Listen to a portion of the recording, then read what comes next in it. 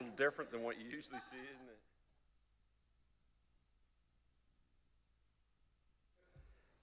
Thank you very much, Mr. Wilson. Call the meeting to order. Welcome, everybody. This is Standing Committee on Public Accounts. I'd like to welcome everybody and just start off by reminding everybody to please put their phones on silent or vibrate, and that would include me. And I'd like to start by asking our committee members to introduce themselves, starting with Mr. Hugh. We'll start down at the end, yes, with Mr. Hugh McKay. Hugh McKay, MLA for Chester St. Margaret's. Brendan McGuire, morning, Halifax Atlantic. Benjamin Jessom, representing Hammonds Plains, Lucasville. Good morning, Suzanne Lonis-Croft, MLA Lunenburg. Eddie Orrell, MLA Northside Westbound, filling in for the member for Inverness. Good morning, welcome. My name is Tim Houston. I'm the MLA for Pictou East. Good morning, Dave Wilson, MLA for Sackville-Cobequid. Lisa Roberts, MLA for Halifax Needham. Thank you very much. And our staff, we have Mr. Pickup. Good morning, Michael Pickup, Auditor General of Nova Scotia. And our clerk, who never introduces herself, but today I'm going to ask her to. Kim Langell, Committee Clerk. Thank you. So on today's agenda, we have the officials from the Department of Finance, Treasury Board, and the Nova Scotia Liquor Commission here to discuss with us the listing of local and new products. So I would ask them to introduce themselves, starting with Mr. Byron Rafuse. Byron Rafuse, Deputy Minister, Finance and Treasury Board. Good morning, Lilani Kumaranayake, Executive Director, Fiscal Policy, Economics and Budgetary Planning with Finance and Treasury Board. Bret Mitchell, President and CEO of the Nova Scotia Liquor Corporation. Heather MacDougall, Director of Policy and Public Affairs, Nova Scotia Liquor Corporation. Thank you very much. So we would like to start now with opening remarks. Mr. Byron Rafuse. Thank you, Mr. Chair, and good morning to the committee. I will make some brief opening remarks, and then Mr. Mitchell will make some remarks on his own. I want to thank the committee for the invitation to talk about local beverage alcohol in the province. Beverage alcohol in Canada is regulated at both federal and provincial levels. In Nova Scotia, alcohol is regulated by the Liquor Control Act. Responsibility for that act has been assigned to the Minister of Finance and Treasury Board. Finance and Treasury Board, however, is not the only provincial government department involved. Enforcement, licensing, and other activities are the responsibility of Service Nova Scotia. Each of Canada's 13 provinces and territories has a liquor board or commission that is responsible in some way for the distribution, regulation, and sale of beverage alcohol in its jurisdiction. The Nova Scotia Liquor Control Act provides the authority to regulate beverage alcohol in the province and designates the Nova Scotia Liquor Corporation as the provincial liquor authority.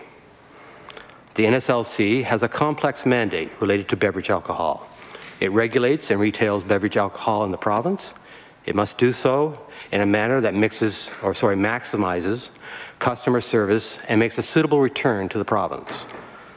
The NSLC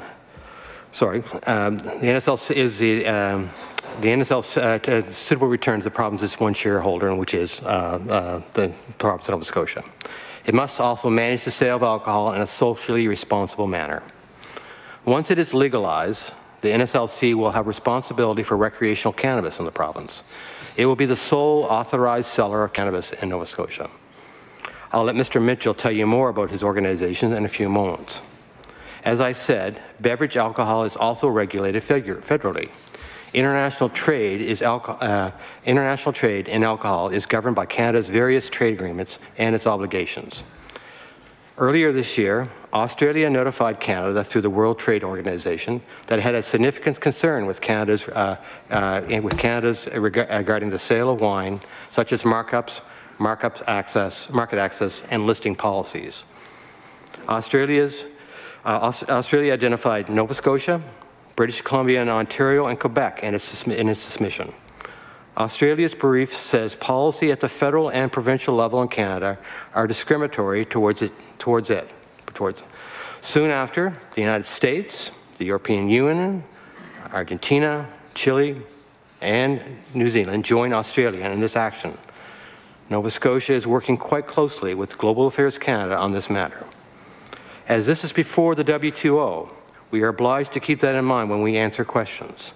We will endeavour, however, to be as forthright as possible. With that, Mr. Chair, I would like to turn it over to Mr. Mitchell to make some remarks. Mr. Mitchell. Thank you, Byron, and good morning, committee members. Thank you for the opportunity to be here today to provide an update on our commitment to supporting the local industry. Joining me today is Heather MacDougall, our Director of Policy and Public Affairs. The Nova Scotia Liquor Corporation is a proudly Nova Scotian company. We've been 100% owned and operated by Nova Scotians since we opened the doors in 1930. We have more than 1,400 employees across the province, working hard to add value to the communities we serve. They offer excellent customer service while ensuring our products are sold responsibly. We get local because we are local. We are the #1 single source of provincial revenue for the province after income taxes and HST, and with 100% of those profits being returned to the government. We are proud of the contribution we make to the people of Nova Scotia, and that includes celebrating the products that are made here at home. The local beverage alcohol industry is booming. It consists of 58 craft and 2 commercial breweries, 21 farm and 2 commercial wineries, and 16 distilleries. And we are proud of the growth the industry has enjoyed, and we're pleased to have played a role in its success. Providing support for local products is front and center in our mandate and the current 5-year strategic plan. In that plan, we commit to providing an engaged and collaborative environment for local producers. Supporting local is not just a line in the plan. We are passionate about it. It's ingrained in who we are and what we do across the entire business, especially within the NSLC stores. We work hard to provide counsel and recommend changes that will help local industry achieve their objectives. We do this by working with industry associations that have been established to facilitate collaboration with each other and with government. And sometimes this means a delicate balancing act as we find a way to balance the needs of all concerned. The industry is enjoying such tremendous and rapid growth, there are times when it's a challenge for policies and regulations to keep pace. Direct financial support is also a part of our plan. We give $50,000 to each of the 3 industry associations. This investment helps foster support and collaborative growth, and hopefully honest and productive communication. We believe a strong local industry is good for everyone. We also provide a favorable market structure for local producers, and it's significant. For local producers, the investment we make is structured in a way to create a sandbox in which small suppliers can make choices and grow and build capacity and capability. That is done directly through the price we pay for the product, the resources and support we can bring to bear, and in the expertise that we can offer and share. This helps create a more level playing field with large commercial players and makes it easier for local producers to bring their products to market and hopefully create long-term sustainable businesses. We list just about every viable product that local producers are able to bring to the market. We also work with suppliers to make sure their retail strategies are informed by the latest trends. This helps them make good decisions about how, when, and in which formats will be the most successful. And this means ongoing dialogue between our category managers and local producers to work on their promotion and listings plans. We do our best to promote local products, events, and achievements free or at a reduced rate. Sometimes this is part of our marketing programs or on social media or by even issuing news releases on celebrating local successes. We try to do our part to create awareness that will hopefully help increase demand for products made right here at home. Supporting local is part of our retail philosophy and is top of mind in all we do. Recently, we introduced more flexibility into our product assortment, especially in our rural stores. Now store managers can feature products that are produced or manufactured close by. This represents about 15% of their total assortment. We are working hard to ensure local offering is clearly communicated and reflected in the stores. We continue to increase shelf space dedicated to local, and this year we changed the shelving strategy in our cool zone, or the cold room as you may know it, to consolidate local products. It improved wayfinding, put local product front and center. New signage was introduced, added featuring our proudly Nova Scotian banner to shine the light on craft beer and cider. We dedicate 27% of our shelf space to Nova Scotia craft beer, though they make up 4.8% of our sales. Focusing on local isn't just happening in the chilled area of the store.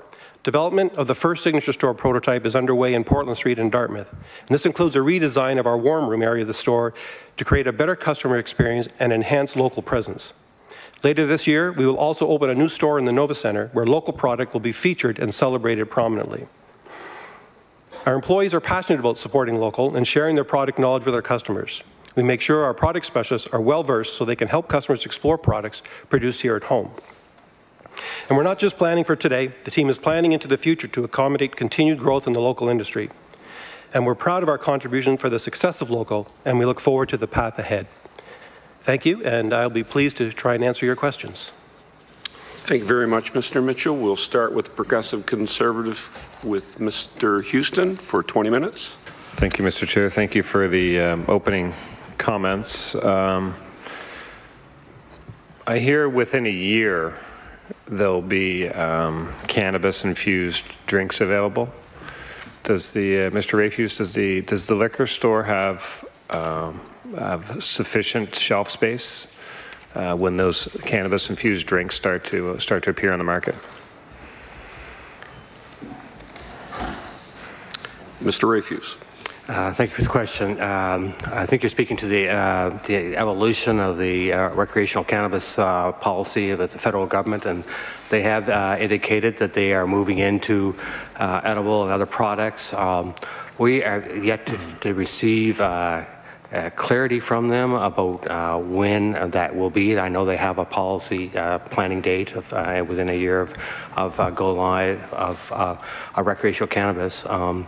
At that point, we'll have to make a determination, and we'll work with our partner, the NSLC, about what that would look like from a shelf perspective. But right now, we're concentrating on the first wave of recreational cannabis and putting our efforts towards that. Is it your long-term plan to sell cannabis in the liquor stores?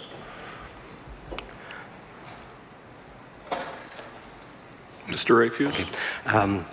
As you may recall, last year the government did polling to inform its policy decision to provide the mandate to the NSLC.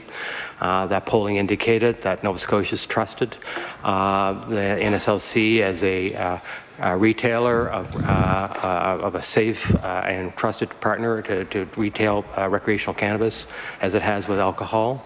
Right now, we're going to continue down that path with the NSLC. As the market develops, the government will have to make decisions whether to continue down that path or change. Really, there's no thought beyond the current wave right now of cannabis being introduced at the NSLC. I would certainly agree that there doesn't appear to have been much thought beyond day one. Dried cannabis has a fragrance. Do you expect that fragrance will impact the shopping experience of customers of the NSLC? Mr. Chair, I'm going to pass it off to Mr. Mitchell as he can explain how the NSLC are going to be handling the product within their stores. Mr. Mitchell. Thank you. Excellent question. I think the challenge we will have in the stores that are co-located is that there will always be some aroma that's coming from the product. Our intention is to retail it in hermetically sealed environments in every store with the exception of the Clyde Street standalone location. There will be no attempt to leverage that scent for consumer knowledge within those stores other than the Clyde Street location. And because of that, we're going to have to work very hard on ensuring that the ventilation systems in those stores are able to vent the aroma that does occur. We're not naive in thinking that damages may not happen, both in shipping and in handling of the product in the store. And we're going to have to work diligently with the systems that we have, which are actually quite good at removing aromas from our environments, to ensure that it does not impact the customer experience for beverage alcohol. Can the fragrance impact the other products like the wines? Is it possible that the co-location of cannabis and wines and stuff can impact the products of wine? Mr. Mitchell. There can't be any technical impact on the wine, assuming they aren't open together in the same spot. So no, I would say there's no technical implication of doing it. It's really more customer experience around the aroma. Okay. How far out does the Nova Scotia Liquor Corporation plan for business planning purposes? How far out do you plan? Mr. Mitchell. It depends. In general, we have a 5-year cycle for strategic planning, a bit longer for real estate and IT investments. We do an annual business plan, which is coincidental or corresponds with our category plans for product on an annual nature. So that's the overriding structure in which we plan. We do, within those structures, we do have greater anticipation of, for example, promotional planning would be longer sometimes in 12 months in an annual business plan, and we'll look even longer if we see category trends coming that we need to anticipate. Right, and so for the category trends that you would anticipate, if you look out 5 years for the 5-year business plan, is cannabis still listed is it still co-located in your stores? Just for the sake of ease, as long as the questioning is between the two, you're free to respond. Thank you. Yes. Our plan, without any further guidance, is to continue the evolution of what we're doing in the stores and improve that experience for cannabis as well. So until advised otherwise, we expect it will stay with us for the long term. Mm-hmm. Okay, so when you look out, and Nova Scotia Liquor Corp is one of the best retailers in the province, a very good retailer. When you look out, you must see a shelf space issue coming down the pipe as more edibles and drinks come. Like, do you have enough shelf space when you look out into kind of the second year of this, or is there pretty significant capital renovations required to the stores to meet the demand? We think in the second wave of development, we think we're going to be okay. So the stores that we've identified now are large stores which have ample space, not only in the space that we're building, but also what sits in behind them. So we're not anticipating an issue in terms of being able to handle the individual products themselves. I caution, though, that this entire adventure is very speculative. So we're going to learn in the next year, after this thing goes live, what's actually selling and how it's going to move and what we need to do to adjust for the future. I'm actually more concerned about the transaction size than I am about the product complement. We know, for example, in our online capability, we virtually have the ability to handle everything that could come down the pipe for an extended period of time. It's almost limitless what we can list in terms of the products. Some of the smaller stores may not be able to carry absolutely everything, but our intention today is to certainly protect that beverage alcohol assortment as best we can. And the stores that we've identified, the 9 original plus the 3 yesterday, are all more than able to accommodate this without hurting beverage alcohol. Thank you.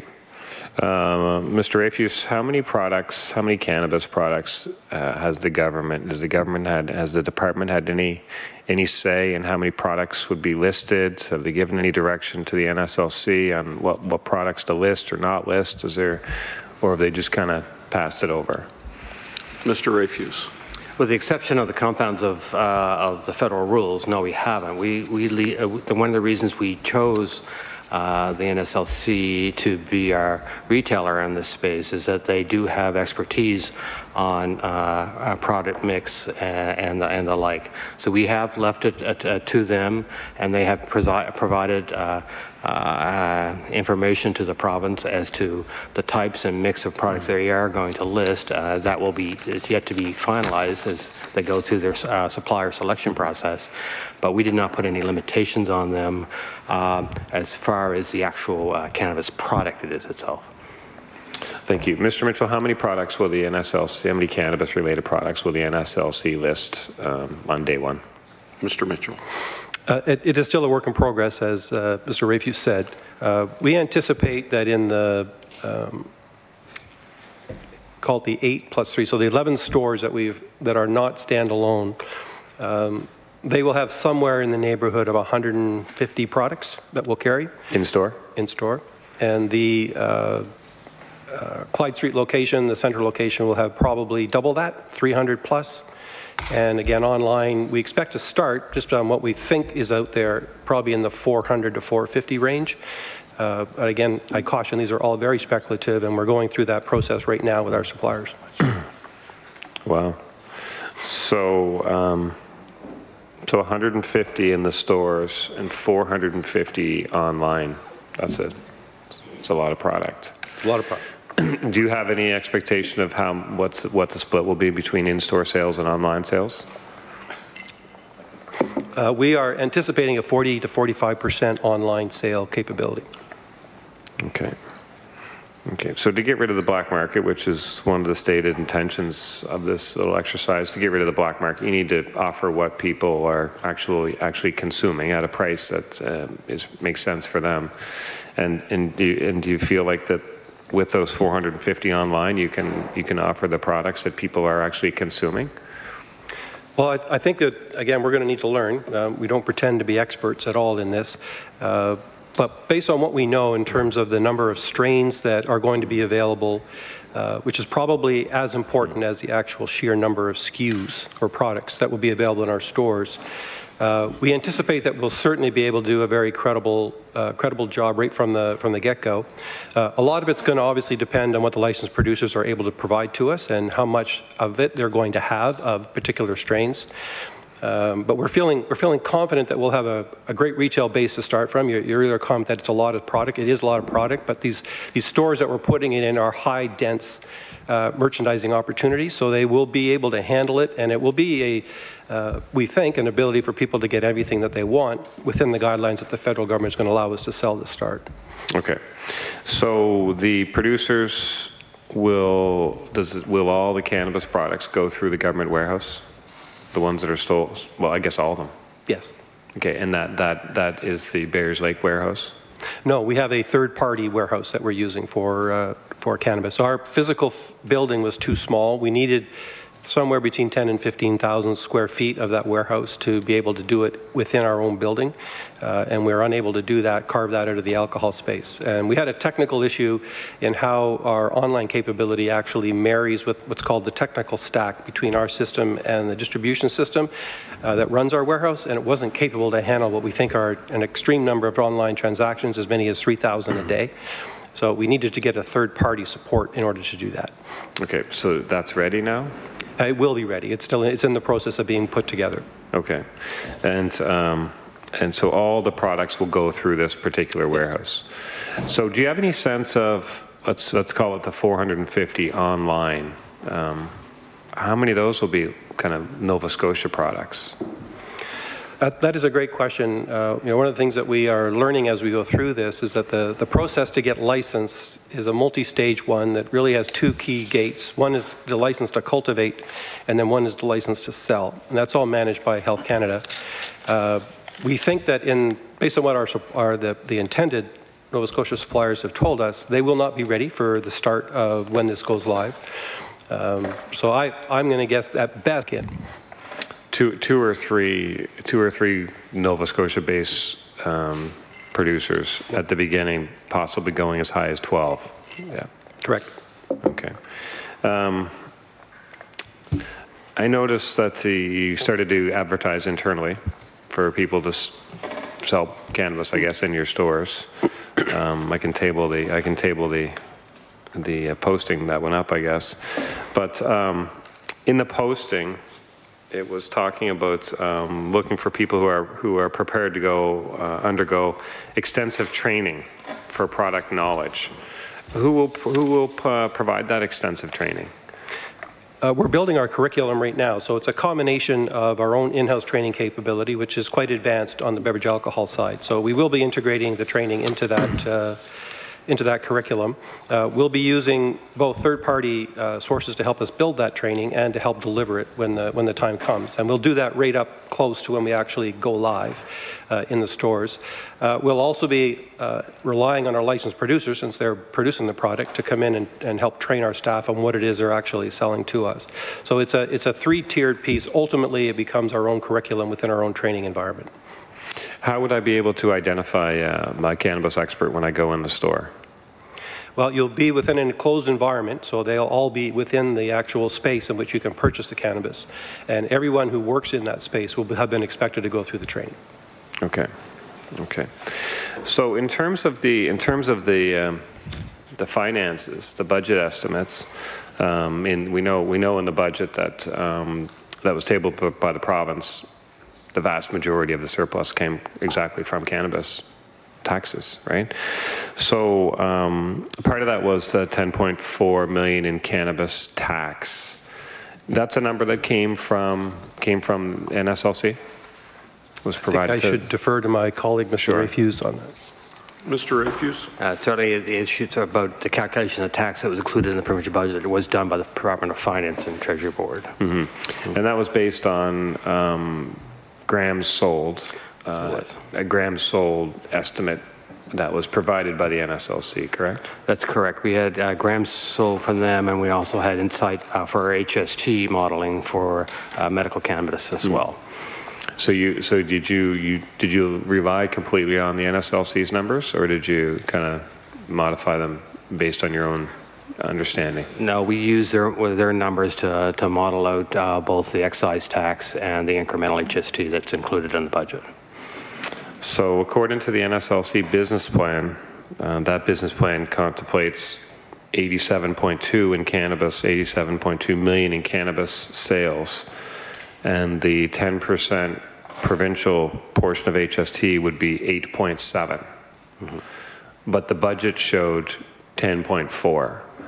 So there seems to be a little disconnect between the forecast provided by the NSLC, which would and what was actually on the books in the provincial budget. Yeah. So let me model, because we didn't base our HST revenue on their sales. We used their underlying grams sold as the foundational piece. I can walk you through the calculation if you like. But it was assumed that 12 million grams were being sold at the NSLC at an average price of $8.70, which would amount to $104 million of sales. But a province's share would be 10% of that, so that's how we got the $10.4 million based on $104 million of sales. So the NSLC said their business plan says they're going to sell 87.2 million of cannabis. I think that's the number. I don't know, Mr. Mitchell. So the NSLC business plan says they're going to sell 87.2 million in cannabis.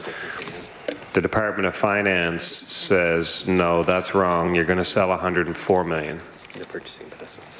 Is that essentially what happened?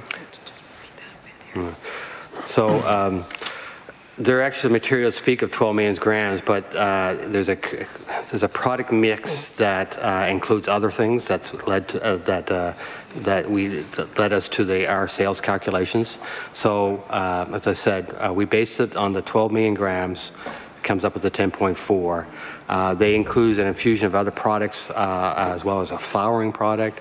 The Department of Finance includes? No, the NSLC includes. But the Department of Finance revenue prediction is higher than the Department of and then NSLC's revenue prediction. I think we're working with the same numbers. No, because their revenue prediction from the NSLC business plan is 87.2 million. But the Department of Finance is working off a revenue prediction of 104 million. So the Department of Finance is based its budget on higher revenue anyway. I don't know. You're saying it's not the grams. It must be the price per gram to get to the higher revenue. I would actually, you're getting to the technical HHC calculation. I'm going to hand it off to Lilani, if you don't mind, Mr. Chairman. Ms. Kumaranayake? Kumaranayake. It's close. I'll keep trying. So just to backtrack, there were two calculations in the budget. One was the excise tax. The excise tax is based on what is delivered to the NSLC, which is the 12 million grams. So on that calculation, we are able to predict or estimate the province's share at around 9 million in revenue based on the 75 cents roughly that we will get according to the federal provincial tax coordinated tax agreement. And then in addition, for the excise tax, we've also included an estimate of what the excise tax will produce in terms of medical cannabis, because the federal government announced that the excise tax would also be levied on medical cannabis. So that provided another 1.4 million. So that produced 10.4 million in excise tax. For the HST, the medical cannabis is already being taxed, so that's already in our HST base. For the HST calculation, we took the 12 million grams, which NSLC is currently in its business plan saying that it will acquire, and we estimated our HST based on that. What NSLC is subsequently doing so they'll have 12 million grams there, is they're also looking at a product mix which will include infused products and grass, etc., and that's where they're changed. I'm sorry, I let that go a little long. I was kind of anxious to hear the answer myself. We'll now move to the NDP for 20 minutes, starting with Mr. Wilson. Thank you, Mr. Chair. It's still not clear. I think we've gone through a couple hours of estimates trying to get these figures, but anyways, I'll let my colleague maybe return to that after his second round. Has there been any indication from the federal government when cannabis will be legalized and the provinces and territories will get the green light to start the sale of cannabis in Nova Scotia and across the country? Mr. Rafuse?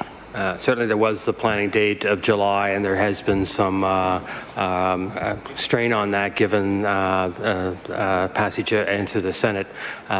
We haven't been given a clear date yet. We've indicated to them some concerns about the date because you can announce a date, but there has to be a legal ability for those who are selling it to receive the good before the actual legal sale date, and whether or not that's going to be accommodated or not. So we've given them some insight, as other provinces had, as to how much of a advance notice or advance legal authority that requires. They're still looking at that, but their planning is still, for our perspective, is that we're getting ready for July. We expect sometime in the summer, but that's as precise as we have right now. So is there ability for the province to buy product currently, or are you saying you cannot buy product currently and you're still waiting to get the green light? Right now, the product is not legal for us to purchase, okay, or for the NSLC to purchase. When's the last time you had any correspondence from either the federal minister or the prime minister to the department? I mean, you would think we would hear something, and it's interesting that this is all being held up by an unelected body in the federal government. I mean, just baffles me that the federal government will go forward with this, but yet it's being held up. So when's the last time you had any engagement or discussion with the federal government? So there's ongoing dialogue with them on a basis. I will hand it off to Lilani, who can give you a more fulsome answer on that. We speak to the federal government every week. There are a number of FBT groups. So again, last week we were discussing, and again, folks are dependent on the House of Commons and Senate processes to be able to get a date. What we do know is what the process will look like. So once the Senate has approved and it returns to the House of Commons, there's something, then the legislation will receive what's called royal assent. That doesn't put it into force. It will still need to be proclaimed by the federal cabinet. So there's going to be a period after the legislation is passed and receives royal assent and the proclamation date, which will be the date of legalization. Between that interim period, it's been communicated that during that period, that will be when NSLC, et cetera, there will be some interim measures to allow for provincial entities to be able to do the prep, so order, deliver, et cetera. They still will not be able to sell until that date of legalization, but there is going to be an interim period so that folks can get ready. All right, thank you for that. So the likelihood of July 1st is very, very slim, extremely slim. I think the House of Commons wraps up sometime in early June, so it'll be interesting to see, when that happens. When it comes to, it's interesting. This committee, I think, has a lot of pull, Mr. Chair. It seems, as we have witnesses come forward on a weekly basis, the day day of or the day before, there's usually an announcement from the government addressing some of the concerns that this committee will look at. And this happened yesterday. Of course, there's been some criticism around the announcement of 9 locations in the province, and then, of course, yesterday 3 more were announced. Mr. Mitchell, did you have any role in announcing or advising the government on the number of locations that should be in the province, or was that a decision from the government that was told to your corporation that you're going to have 9, let's figure out where those 9 will be? Mr. Mitchell. Thank you. No, thankfully, we were given the opportunity to contribute to that discussion once the decision was made that it was going to be inside our stores. And we worked very hard after that December announcement to figure out where we could actually get it done. And recognizing that we were only going to have about 4.5 months to actually get the stores ready, we needed to know we had a physical solution that could actually make it happen within the stores that we could put forward. Thankfully, we did present those 9, and they were recommended and approved by the government. I would say the 3 that we've just launched followed a similar process. Once we had the 9 going, and I was comfortable that we can commit that we'd actually get those open, we were working in the background about what would be next, how could we fill in those geographic gaps, and how could we physically do it in stores that didn't have the house wine environment, which we were going to be removing in the first group. And we presented those as well to government, and government approved those. And that's a very dynamic and live process that's happening. So I appreciate having the opportunity to contribute, but ultimately it is the government's call. And so do you foresee any more announcements? We just looked to our neighbors. Smaller population of New Brunswick came out and announced 20 locations right off the bat. Newfoundland and Labrador, smaller population, 41 sites there. And when the announcement came from the minister and a number of the ministers around the fact that to have a successful business plan around cannabis and the sale of cannabis, we need to make sure that we tap into the illegal market and getting consumers to go to the legal market.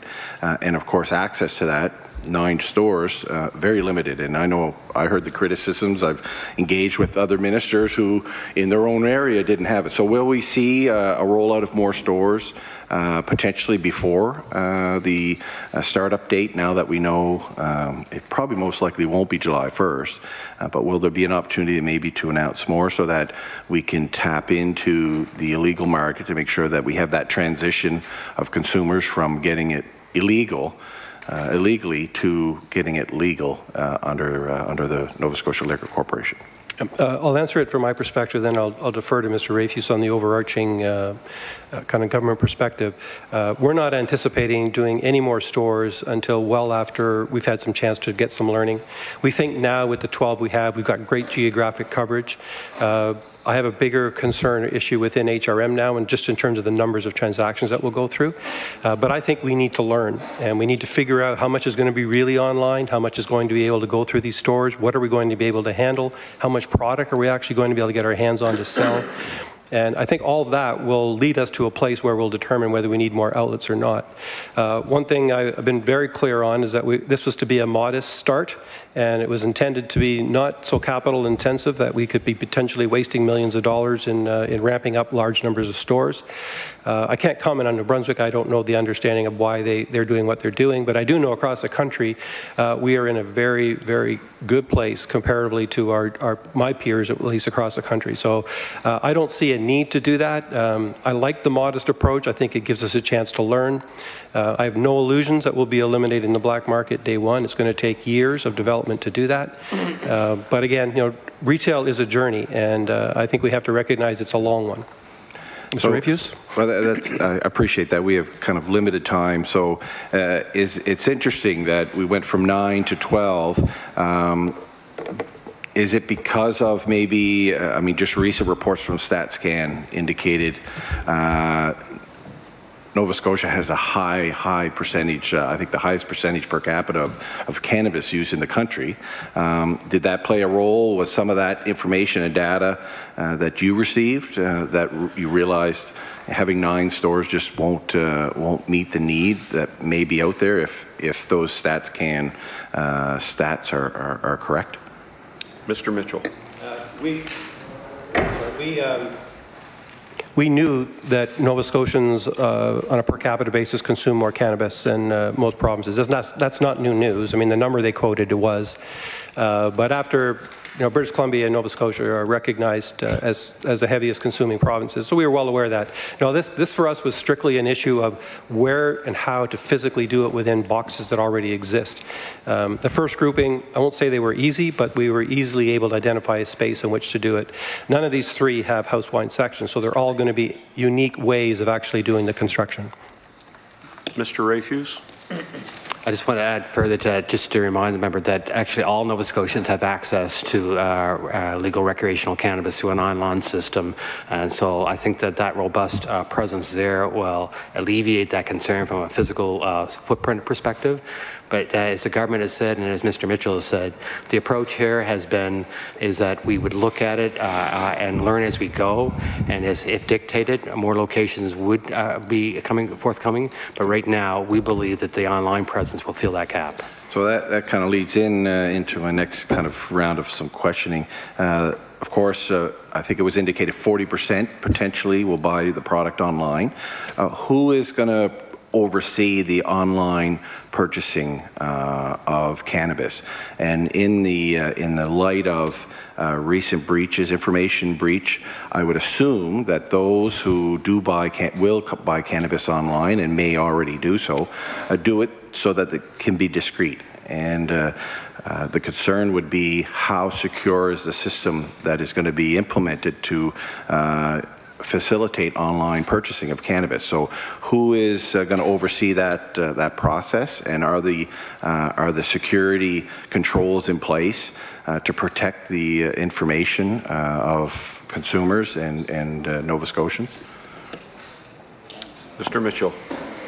What an excellent and timely question. So the answer is the NSLC is going to oversee that. It's our website, it's our online platform. We'll be contracting those to deliver for us in a similar fashion to medical, but it will be our systems, and we'll be monitoring them, and they'll have our security and cybersecurity practices in place in terms of how, where we store data, how it's moved through. And I want to assure Nova Scotians it will have the highest degree of confidentiality and security. Okay. We hope so. Every other day we're hearing more and more of how those security controls aren't in place, and I hope that's the case, because that's the last thing I think your organization needs is to have unsecure information. I know in part of the Nova Scotia Liquor Corporation's mandate is to cultivate the success of local products and the industry associations with local products, and I think over the last number of years we've done a really good job at trying to promote local products. The time that I go into a liquor store, the Nova Scotia products is there, and that's important. When it comes to cannabis, I think definitely, you had mentioned earlier, there may be two or three companies that we may be able to buy products from now. Do you have a contract? I believe you have a contract for a main supplier. Is that correct? Is that an Ontario-based or an Alberta-based company currently for the potential buying of products? As we just heard, that you can't buy it until you get the green light from the federal government. So, do you have a current contract signed with anybody? No, we do not. And I know you did a request of information for cannabis suppliers, and that closed in February. What did you learn from that? Is that potentially we have about 12 growers that you could potentially get product from in the province? And how many responses did you get in that request for information that was issued earlier this year? It's actually was a three-step process. So I think I should take you through the three main steps because it's going to lead us, I think, to a place where we've made different decisions than some other jurisdictions have made. So the first process was really at the end of January when we made the announcement around the stores. We also went out to see what the supply community was going to look like. Basically what we call a request for information, public one. of which 35 suppliers across the country responded to. Within that 35, there were included the 12 local people that were identified themselves as being potential to be able to supply us with product at some point in time. From that RFI, recognizing the degree of sophistication in some and opportunity for others, we decided to start bringing them all in. So our category teams have met with all of those people. We then did a town hall session with just the local folks who are planning to sell to us. And we had a great opportunity to show them how to do business with the NSLC, what the stores were going to look like and feel like, and what that relationship should look like going forward. So after they had a bit more of I'd say ability to understand what the NSLC is all about and the approach we're going to take, we then did a formal expression of interest, which is what we use in beverage alcohol. It's how we actually purchase categories of beverage alcohol, in which suppliers then submit to us in much more detail what it actually is they're offering us to sell. And it's not that complex a process, but it does identify everything down to the strains they're going to have, the timing of when they'll get those 2 licenses I referred to earlier, and the approach that they want to take in bringing their market. I mean, one thing we always say is we create a sandbox for them. We don't define it. We create a sandbox and they get to make choices. So from that, that expression of interest, we're now in the process of determining what it is we can actually carry, what it is we can actually buy on what timeline. And once we've done that, mapped it with what we think the consumer need is by strain and by size and by pack, we'll then start making indications to those suppliers that we will be willing to make a purchase from them at some point in time in the near future. Obviously, we can't do that until the legislation allows, but in our world, a purchase order is what defines the commitment. So you will not hear the NSLC say we're committing to 5 years from this supplier from wherever. That's not our intention, and we think the way of doing it is going to provide more opportunity not only for local, but for other people who come on stream with product when they're ready. Yeah, no, I appreciate that, and that's kind of where I was going with it, to make sure that there is opportunity for those 12 local growers, that you don't sign anything that would restrict their ability. I know, in the past, trying to get into the Liquor Corporation, and I mean decades ago, it was a challenge for smaller liquor producers. So I'm glad to hear that there will be no kind of restrictions on single-sourced products. So I appreciate that. I know I don't have a whole lot of time, but Mr. Rafuse mentioned in estimates we were trying to figure out the finances and how much money the province will bring in from this and the corporation. Is it still the case that the figure used for some of the estimate numbers of $8.75 per gram, I believe, is that still a number you're looking at as a sale price for a gram of cannabis through the liquor store? It's a much more complicated picture than just a single gram price, I have to say. And what we're learning as we go through this is that as you pick and we're offered certain strains of product, the pricing is going to be all over the place. And we've established a pricing structure that's more like we would use again in beverage alcohol, that's kind of a value, mainstream, premium approach, and suppliers will be choosing where they want their products to go within that, within a framework of an expected retail price and what the value we think consumers are going to pay.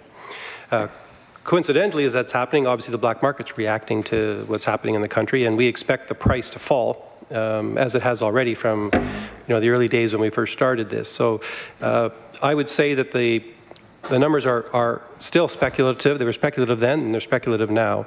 My guess is that the price per gram will fall at retail, and it's also going to fall at cost. So whether that actually changes the overall look and feel of this, it's going to take some time to figure out, but we don't see any reason to change those forecasts at this point. Will you have any policy in place on the strength of cannabis, the THC levels, and that, like alcohol, we have, from light beer to regular strength beer, anywhere from 3% alcohol to 6, 7, 8%. I don't know if there's 9%, there could be. Are you looking at the same? Is there going to be any restrictions on the strength of the product that is being sold by the Liquor Corporation?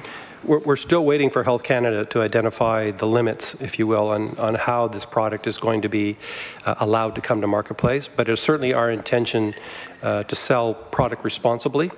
As my team say, we're not actually selling it, we're offering it. So we'll make sure that we'll not only live to the Health Canada guidelines, but we'll make sure the framework in which we're retailing is a responsible one.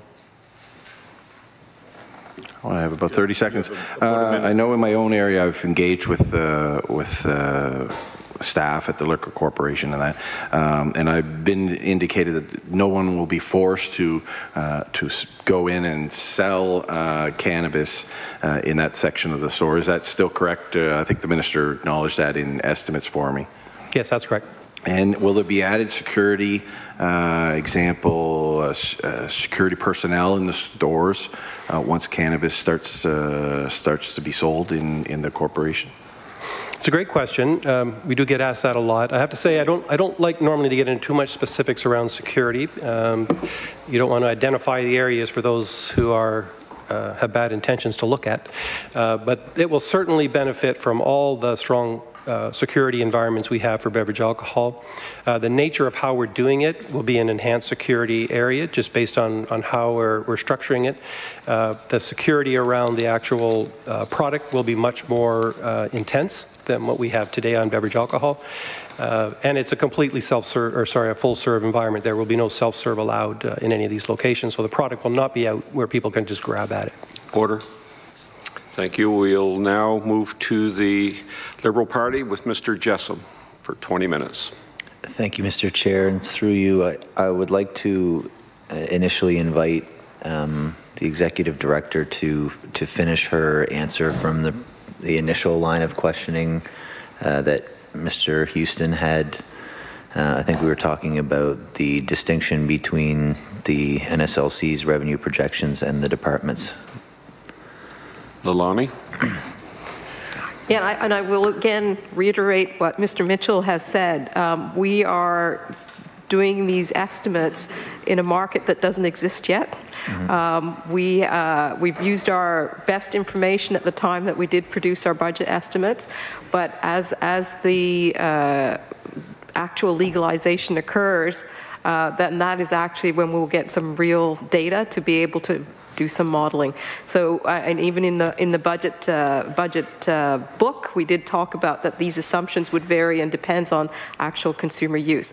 So there's unlike tobacco tax, etc., where we have a history of what the usage and how people react to pricing. We don't have that knowledge with cannabis. So I will start by saying that, and we qualified that at budget time. And what we were speaking to related to the HST was our modeling was based on that 12 million grams, and the NSLC, as part of its business plan, also speaks to a product mix that includes infused products and grass as well as flowering product, which led to that 87.2 million. So, but our anticipation, and again, we were doing these estimates prior to knowledge related to a potential delay of legalization dates, etc. So again, as we normally do with our September forecast and our December forecast, as we have more knowledge, we will be refining these estimates.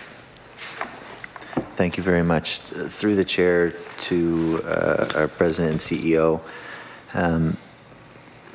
I've worked at the NSLC before. I've got family that's been quite entrenched in your organization, and I'd just like you to highlight, through the chair, I'd like you to highlight kind of the best practices and work that goes into, training employees with respect to the safe and responsible distribution of your products. Mr. Mitchell. Thank you for the question. Obviously, social responsibility is at the heart of what we do, and it's really the fundamental reason why we exist. We have multiple mandates, but selling beverage alcohol safely is really ultimately why we're there. So it's fundamental to the organization, and we have quite a developed training program that's developed over the years, which is intended to give our employees the confidence in which they can deal with difficult situations in the store, as well, of course, of asking for ID.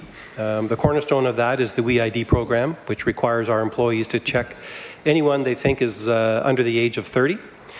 We find that's a level which the subjectivity goes away of what a person looks like, how old they are, or how young they are, and that allows us to have a very entrenched, if you will, large number of people that we challenge for ID throughout the year. And I find it actually has become a bit of a pride in our stores with how well they do that job, and we mystery shop them on it, and they do an incredible role. It does go beyond that, though. We have advanced training programs that people must go through before they even step on the floor to sell. So they are trained on responsible retailing, they're trained on health and safety, occupational health and safety, they're trained with how to deal with difficult situations, difficult customers, what to do when someone tries to steal from you, and it's a whole host of programs, and it grows as you grow with us over the year in terms of the amount of training you get. And I remind everybody that no one in our stores is an employee is under the age of 19, so they're adults, and they take this very seriously, and it's something we're very proud of. Thank you. Through the chair, I can distinctly remember that a couple of different managers of mine challenging me at the register to not presume someone is of legal age, and it was constant. It was repeated. You can't always assume that someone is older than what they actually are. So I've experienced it firsthand, the diligence that your staff and your management follow, the diligent regiment that your staff follows to make sure that we're not selling to minors, because I think that that's probably one of the most significant considerations for the general public. And I know you said that social responsibility is the top priority for the NSLC. I think provincially people can get behind that and appreciate that. We're here today to talk a little bit about local products generally, and I would invite you, Mr. CEO, to kind of speak generally to the plan, the outlook for the craft beer, wine, and spirits industry here in Nova Scotia. Mr. Mitchell. Thank you. Well, let me start off by saying, as I said in my introduction, the industry is booming. It's doing incredibly well. Our local producers are making wonderful product of high quality, and I think the sales results are showing it. Ultimately, in our world, the customer speaks. The customer determines what's successful or not, and clearly the performance of all the categories is at a very high level. A little bit of background perhaps on each one. The wine industry is a bit more mature than the other two main categories of spirits and craft beer. But the industry is still growing at double-digit rates from a craft point of view. And I think that's very encouraging. We have 21 wineries. They're all doing well. We're very pleased to sell product from 18 of them. We say we'll sell from the other ones as well if they want to sell to us, but that's really their choice and where they are in terms of their level of development. I think the introduction of the Tidal Bay program has been a huge step forward for the industry. It produces something that is unique to Nova Scotian. It's got a Nova Scotian feel to it, and ultimately it's earning awards around the world. So we should all be very proud of it, and frankly, it's great wine. So we should be enjoying it. We're very fortunate in that the product at a Benjamin Bridge, Nova 7, which is a world-class product, we sell over 10,000 cases of it a year. It's become a harbinger of the success of the Nova Scotia wine industry, and it's sold around the world now. So it's something that we should be very proud of as well, and I know our stores get behind it every time it launches. Craft beer is growing at an exceptional rate, 40–50% a year now for the last couple of years. I don't see any sign of that stopping. If you include the combination of sales in our stores and the sales they do directly themselves to bars and restaurants, they're around 7.7% of the total beer industry, which is a big number for Nova Scotia. Ultimately, if you forget the kind of anomaly markets of Oregon and Washington, most craft beer developed areas are more around 12%, so they still have a significant amount of room to grow. Again, great product. We're getting more and more of the product into our stores, which is helpful, and we're getting more and more stores able to carry the product. So we're still quite underdeveloped, I would say, in both beer and wine in terms of our ability to sell it through the liquor stores.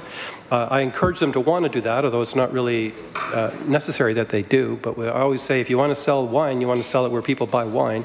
And if you want to sell craft beer, you should sell it where the beer people are. And 92% of the beer in this province is still non-craft, and it's sold in our stores. So we encourage them all.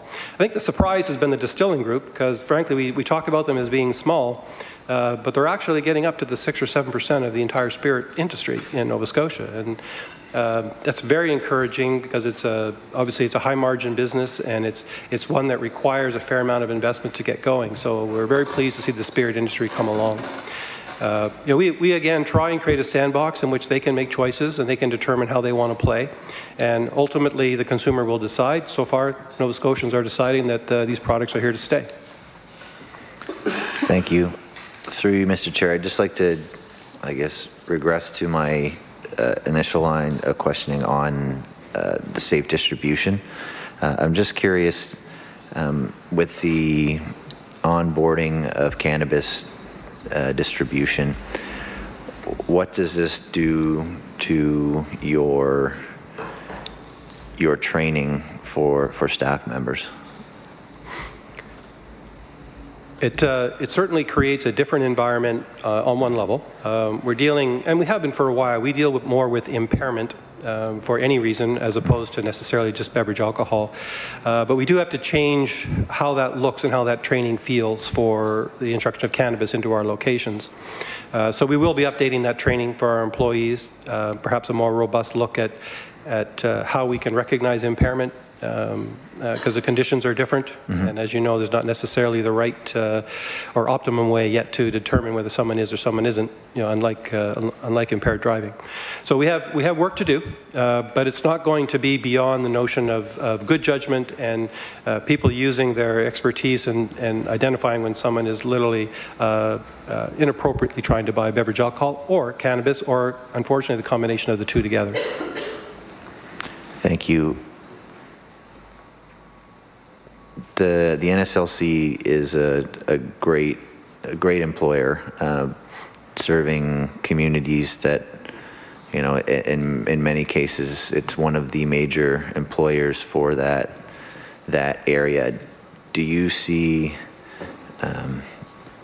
through the chair, do you see an increase to the number of employees that you are going to have on staff across the province with the onboarding of cannabis? Absolutely. We've recognized that these are going to be high volume stores that are somewhat separate or isolated within the box. So they will need dedicated employees that are inside that particular unit. We're anticipating probably in the nature of 85 full-time employees that will need to be able to staff the 12 locations that we've identified. It's going to have a cascading effect through the organization. So we have about 150 what we call regular part-time employees today, and of those 150, we expect that somewhere around 100 and 115 will be potential candidates for these full-time roles. We also had 40 vacancies on the beverage alcohol side going into this exercise. So the combination of those two, we expect our part-time ranks are going to get stripped, quite frankly, of people. However, they're all great people, so we're very happy for them, and it will be a great opportunity for people to move up. And that will then cascade down to our casual workforce, who will then have the opportunity to compete for the jobs of the RPTs as they move up into full-time roles. So we think it's going to be an incredible opportunity. I can tell you the optimism in the organization is very high because of this. One of the things we hear from employees, there's always a concern around job security. And all of a sudden, we've got an opportunity here that people are going to be able to make a great contribution and have a great career with us. Wonderful. Thank you for that. I'd like to go, I guess, stick with my line of questioning on social responsibility. What has your role been? I guess this is directed at both parties here today, with respect to public education around the responsible consumption of cannabis. I guess primarily we can direct that at CEO of the NSLC. Mr. Chair, please. Mr. Mitchell. Yes, what we are intending to do is launch our website, which will be a full-blown consumer education piece, as well as our online selling opportunity. And within that, there'll be a host of information for consumers on both how to use the product, how to purchase the product, how to consume it responsibly. That same training will play with our employees, so they will be also educated on how to coach people on the appropriate level of consumption, basically with the approach of go slow and keep the keep the levels of THC low as you begin to learn about how to use this particular product.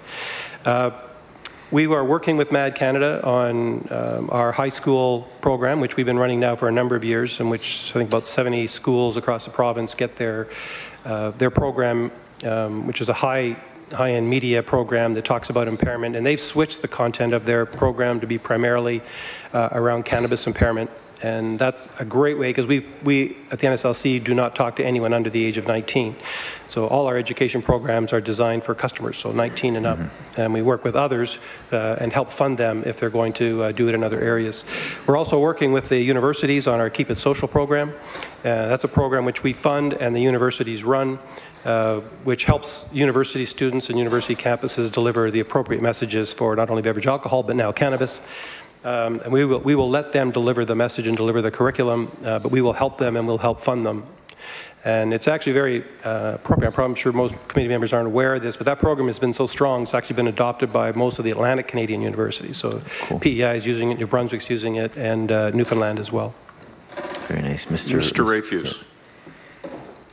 I could add to that the province, working with the federal government, is also going to be announced and has committed to doing a public awareness campaign in relation to recreational cannabis. That's about to be launched in the province. It will focus on areas outside of what the NSLC is doing and then outside what the federal government has said. Their focus on public awareness will be and aiming at the aspects of keeping recreational cannabis out of the reach of the youth, appropriate social use or responsible use of it, and also around the aspect of impaired driving and the harm that will cause. So the province will also be doing that. You also may have even seen already that at the federal level, some public awareness campaigns have already begun, along with partners like MAD and others. Along the same lines, through you, Mr. Chair, has there been adequate consultation with other government departments? I'm namely thinking the Department of Education and the Department of Health. And on the provincial side, the campaign that we're working on, there is actually a DM's committee associated with the implementation of recreational cannabis. That public awareness program is being informed from our colleagues at the Department of Health, Department of Justice, Transportation Infrastructure Renewal, as well as Department of Education, so that we are getting the message as appropriate for those departments' responsibility. Okay, thank you. Mr. Mitchell. I'd like to add as well that our corporate social responsibility team is actively engaged with those departments, and it's our intention that where we can, we will amplify their message through the vehicles that we have at our disposal, and hopefully maybe they'll be able to amplify some of ours as well. Okay, thank you. Mr. Chair, how am I doing for time? 2 minutes. 2 minutes, okay. Just bear with me for a sec here.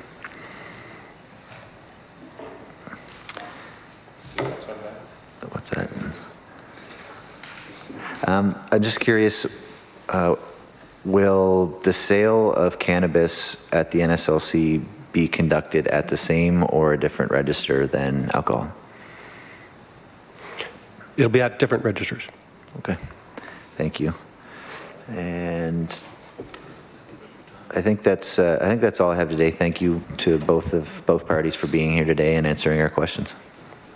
Thank you. We'll now turn it over to the Progressive Conservative Party for 14 minutes. Mr. Orrell. Thank you, Mr. Chair. And I just have a few questions before I turn it back over to the member for Pictou. The NSLC has stated that the goal is to provide a safe supply of cannabis to Nova Scotians and help to eliminate the illicit market. The minister has said the same thing. We've heard that you're setting your pricing at, I think it's $8.70 a gram, based on best information you have in the market and so on and so forth. So what happens if we do the $8.70 a gram and the black market decreases their numbers down to $6 a gram or $5 a gram, they have no overhead, they're not paying taxes, they're not whatever. Will the NSLC or the Treasury Board or the government look at decreasing that price in the legalized recreational selling stores, and what's that going to do to the budget overall? For, I mean, the Liquor Corporation is going to lose money because they're taking shelf space away from profit-making endeavors, but the government has based their assumptions on X number of dollars being sold at a certain amount of prices. What's that going to do for, one, the liquor store's profits, and two, the government's projections of a budget, a surplus this year, if that's the case? Mr. Mitchell? Well, it's certainly not our intention to chase the black market to the bottom. I mean, that every expectation is the pricing will fall as the amount of supply grows on the market and as it becomes more legally available for consumers. It is our intention, though, to stay close, and I think it would be naive to think that we'll be able to sell if we are not at least somewhat competitive with the black market. So we'll be watching it very closely and adjusting our retails accordingly. But I also expect that as the pricing falls, so will the cost of the acquisition of the product will fall as well. So our intention is to kind of manage those two in conjunction with one another. It's not our intention to lose money here, but we don't expect we're going to make money certainly in the short term. And I think we have to recognize that it's going to take a while for this to kind of play itself out. I do not think, as I said earlier, that we're going to eliminate the black market from day one. I will say, though, that I do think I think there's an expectation across the country, not just here, that consumers will want the guarantee of good quality product that's safe from pesticides and chemicals. I've seen some research out of some of the tests in Vancouver where cannabis was full of E. coli and fungus and mold. That will not be the case with the product that we're selling. And I think consumers will be willing to pay a little bit more for a safe quality supply, hopefully from great stores that will operate. Mr. Rafuse, I believe, had something to add also. I just want to add from the provincial perspective, as the minister indicated at budget time, is that you know, this it's early days on this, and if our revenue numbers or projections change from what's in the budget, the fiscal plan and the budget is actually robust enough to be able to accommodate that that type of change. We're not you know, we're not naive enough to think that we're going to get rid of the black market right away. And as Mr. Mitchell says, we do believe people will pay a premium price for a safe, regulated product. But as we go forward, if the revenue projections are different, then the plan will be, we will adjust accordingly, and the province will stay in surplus position. We talked earlier about supply, adequate supply, and right off the reel, you're not sure if you're going to have enough adequate supply. You're talking about different strains and different. If this doesn't happen until September, there's not an adequate supply. Are the renovated areas going to remain empty? Are they going to have empty shelves in there? Are you going to have just a few products? We're talking July 1st, now we're hearing maybe September 1st, but if that goes into you guys are going to be ready July 1st, so you're going to have an empty space in your stores. What's going to happen to that space? Are you going to stock it with other products? And there's a lot of questions that are unanswered, and I'd like to just know what is the plan going to be if this doesn't roll out. We're here in the Senate committee in Ottawa now is talking about a year's delay. So we're going to have these renovations done on July 1st. What's going to happen to those spaces, and what's going to do to your overall sales in your stores? Mr. Mitchell. Thank you. Yes, a lot of questions in that one question. So let me see if I can handle them. So first of all, in terms of the supply, the longer it goes, the better it will be in terms of access to product. So our early indications based on the EUIs that has come back, and we've seen the inventory that's been told us is going to be available to us as of July, is more than sufficient to handle everything that we're going to need. If we include in that the fact that potentially only 3 local people will be ready, within 6 or 8 months from that date, we expect the other 9 potentially could be in a position to supply. And based on what the 12 have told us, they're going to be able, within a year of having their cultivation and sell licenses, they're going to be able to produce around 50,000 kilos of cannabis. We know we only need somewhere between 12,000 and 15,000 And even if we're wrong by half and we need 30,000 kilos, the local producers will be able to produce way more than what the Nova Scotia Liquor Corporation is going to need. So I don't see the actual product supply being an issue, especially if it gets delayed in any sense of the timeline. In terms of what do we do if we're not able to actually go live once we got the stores built, it's a great question. The facade to the front of the stores in most locations is going to be a frosted glass wall. So it will be attractive, and it'll probably have some kind of a barrier, if you will, so that people will not be able to go in there until it's actually a place where we can actually readily sell something. It's specifically designed for the purpose that it is for, and nothing from beverage alcohol will do well in that space, so we would not certainly move product in there. It'll frankly just be portioned off professionally and appropriately for the locations. And to the earlier comment about the beverage alcohol, there's no beverage alcohol listings going to be removed from those locations in order to put it in. So there won't be any sacrificing of beverage alcohol sales in those spots if it's sitting there empty for a while. Just the last question. You're talking about, I heard earlier, 12 million grams being brought in and it's taxed at that, and we're talking about tax numbers. What's the shelf life going to be of this product, of cannabis? Tobacco products have a shelf life. Alcohol products have a shelf life. What's going to happen? What's going to shelf life on this cannabis going to be? What's going to happen to it if it goes past the shelf life? And who's going to determine where it goes, what it does? I guess there's a number of questions there too, but what is the shelf life, I guess is my question. Those are great questions. Again, it's going to depend on how the product is packaged, and both in the technique that they use and in the packaging that they're going to provide it in. Indications are it's about 18 months for overall shelf life, if you will, in terms of what we're expecting to see. And in terms of the responsibility for it, we're still working through that with the suppliers. You have to remember many of these folks have not necessarily dealt with an organization like ours. In our world, if the product goes bad, it's theirs, not ours. So there'll be some degree of relationship that we have yet to negotiate with them that will deal with that. I'll pass the rest of my time over to the member. Thank you. Mr. Houston. Thank you. Thank you, John. Thank you, Mr. Chair.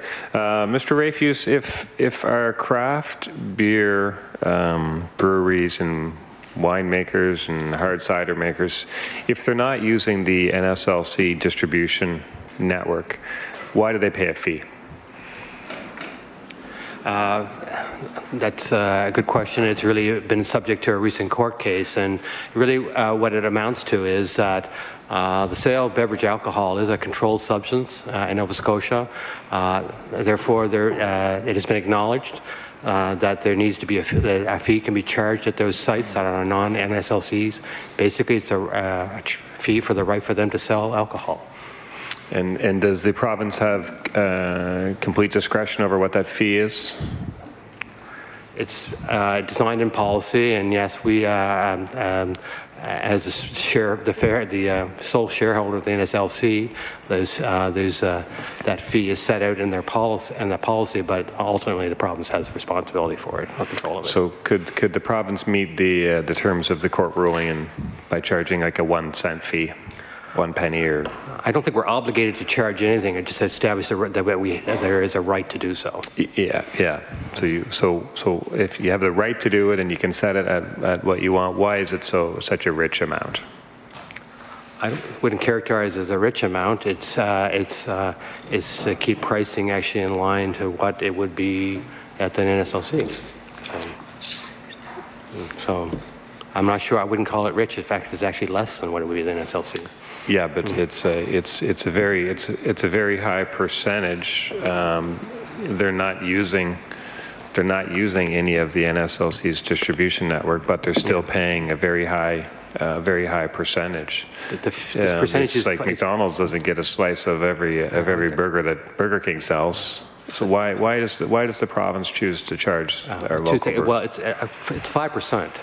As what it's charged. So, and you have to keep in mind too that we, as I indicated earlier, beverage alcohol, particularly the NSLC, has a a mandate that has many aspects, and one of them is social responsibility, and social responsibility sometimes is reflected in the price of the product. Okay. Could the Premier reduce that fee right now today if he decided to? If we gave direction to the NSLC to do that, yes. Okay. Mr. Mitchell, you mentioned some statistics on the local products that are on the mark. 27% of the shelf space in NSLC is local. It generates 4% of the sales. What do you, is that an indication of, is that should I read something into that about the local products we're producing? Or is it just that they're new and over time they'll create their own following? Yeah, I think it's a representative of how we will over-support the product from local suppliers more than what their sales would normally determine. So in the rest of our locations with non-Nova Scotia products, we have assortments that are graded based on sales, and the shelf space is very closely relationship to what the sales actually generate. But that particular number, the 27% of the listings versus the 4.8% of their sales, recognizes that they're small and they're still developing their capability and their production capacity. And until they can get up to a certain level, we need to support them that way with overfacing, if you will, in terms of the stores. Okay, so the NSLC in its stores is kind of doing its part, I would say, to support that market. I see some agreement there. But there's only 5 private liquor stores permitted to be opened in the province at any time. So there's probably room for other stores to support those local products. Would you think that there'd be room for more than private stores? So the NSLC is doing its part, but some private stores could open and try to list additional products. Would you care about that? Let me answer the question this way, and Mr. Rafuse may have a different perspective at a more global level. But the way I look at it, I'm not necessarily opposed to other retailers selling beverage alcohol. We add agency stores that are primarily convenience stores as our network needs them, as communities get identified as being opportunities for us. But I think that the challenge is you have to think about, again, my earlier comment about where people go to buy the product. So while we dedicate that kind of space on a global level to the listings or in the stores in which they're in, the vast majority of the assortments do not yet spread over the 160 outlets that we have today in play. So, for example, on wine, which would be the most developed of them all, we have Nova Scotia wine in every single store, but the entire assortment is really only in about 46 locations. So we still have another 60 locations in which can handle the capacity of what Nova Scotia wine could potentially be. And it's even less than that for craft beer. So today, they can virtually only support, as an industry, somewhere around 36, 37 stores on the grand scheme. So you wouldn't give 5 stores if there's more stores, doesn't matter. So you wouldn't really impact your... Well, I don't see the purpose for it because they have access to another 100 that they could. Okay. Thank you. Yeah. Just on, I guess I just want to kind of go back on the 87 million revenue projection for the NSLC on cannabis sales. That's going to move. It's going to come down. Price is probably going to come down. All these things are going to move. I don't think the numbers jived between the NSLC and the Department of Finance. I don't think they were consistent with how the budget was tabled. I just don't think the numbers kind of supported each other. So now the reality is if the retail price goes down, the tax revenue goes down, the budget surplus that was tabled really becomes more and more subjective. And I guess the final word from the department would just be, yeah, that's life, or what would you say? Order. We'll now move to the NDP for 14 minutes. Mr. Wilson. Thank you, Mr. Chair. I'll be sharing my time with my colleague.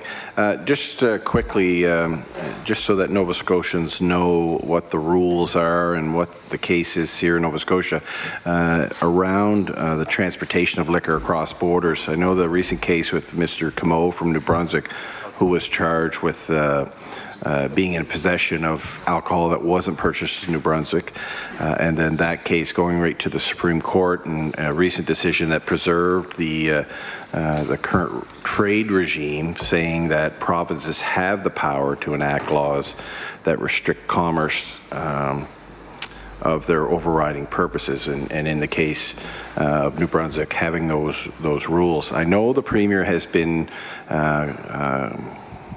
in the media prior to the Supreme Court case, indicating that he did support kind of freer trade of liquor between provinces. I don't know if that was just a comment in a scrum, but what is the rules for Nova Scotians on transporting liquor into the province? Is there a set amount of liquor that Nova Scotians can bring, say, from New Brunswick or Quebec, or if they're traveling across the country and come in? I know that there's strict restrictions on entering Canada from the U.S., but what's the restrictions for Nova Scotians coming into Nova Scotia? Lilani? So every province has personal importation limits. For Nova Scotia, it's 3 liters of spirits, 9 liters of wine, and 24 liters of beer. That's very consistent with Saskatchewan, Ontario, Quebec, BC, Yukon, and the PEI. I'll just note that New Brunswick had much lower personal importation limits. They had 1 bottle of, or they still have 1 bottle of spirits, 1 bottle of wine, and 12 pints of beer. So we are very similar to most of Canada. Okay, is there any consideration changing that with the Premier's comments prior to the recent Supreme Court decision? Has there been any discussion to change those? Mr. Rafuse? Not in conjunction with the case, but as you know, there is a Canada Free Trade Agreement in which alcohol beverages is an aspect of that, and there's interprovincial trade as a part of that discussion. And I would note that the Premier has said that we've actually opened up the market a bit for direct-to-sales on the wine front, one of the few provinces to do that, and that was really to lead by example in that market. Thank you. I'd like to pass my time over to my colleague. Thank you. Ms. Roberts. Thank you very much. I just have one question related to cannabis, and then I'm going to move to some questions around craft breweries. But as I referenced in my comments on third reading related to the Cannabis Control Act, we do know that racialized communities have been disproportionately policed and prosecuted and criminalized, during this long period of time when many people have been using cannabis, but it has been illegal. And some jurisdictions, well, first of all, our caucus believes that people with criminal records for activities that become legal should not continue to be penalized for those criminal records for activities that are now legal. And some jurisdictions are actually moving to include people who may have been disproportionately criminalized in the past, to include those people in the legal economic activities that are coming with legalization.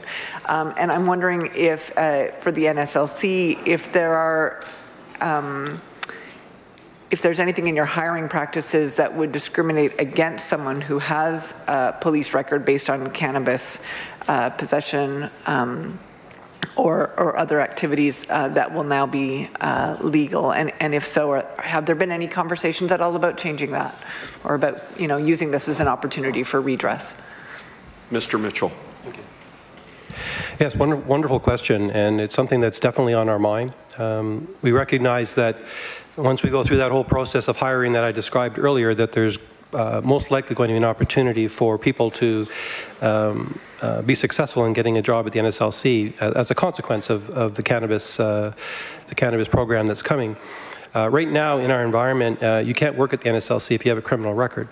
So it's definitely something that we haven't resolved how we're going to deal with it specifically, and whether we'll specifically carve out the cannabis side of any criminal record and exclude it. But I can tell you it's definitely top of our mind, and that we're going through that discussion right now internally.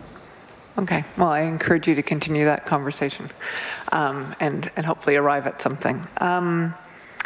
So I do want to move on to craft brewery and that super local, very, very entrepreneurial industry which is growing across Nova Scotia. As you referenced, Mr. Mitchell, we are currently only at about 7% of sales in Nova Scotia for local beer, and in Ontario it's 10%, in BC it's more like 15%.